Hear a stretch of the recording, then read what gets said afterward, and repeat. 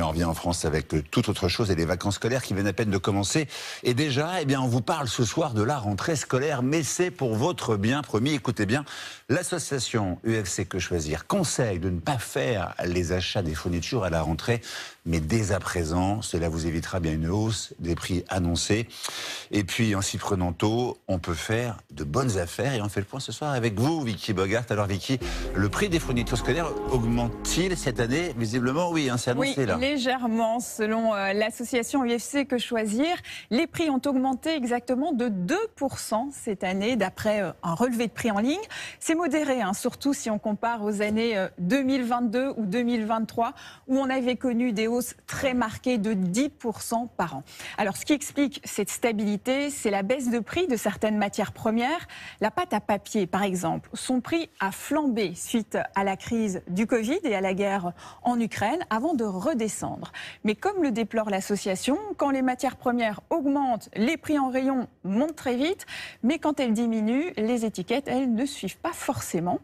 Autre frein à une réduction des prix, certains coûts restent élevés, comme l'énergie, les emballages ou encore le transport. Enfin, le marché est en déclin. Il y a chaque année de moins en moins d'élèves, jusqu'à 120 000 en moins par an. Il y a donc moins de demandes. Ce n'est donc pas un secteur porteur propice aux promotions agressives. Vicky, quel est le bon moment pour acheter ces fameuses fournitures alors ? Il ne faut surtout pas attendre la rentrée. En général, les prix baissent légèrement pendant l'été, puis s'envolent début septembre. Regardez l'évolution des prix l'année dernière. Moins 2% en juillet, moins 2% en août, ensuite plus 10% début septembre. Donc, le bon réflexe, c'est d'anticiper.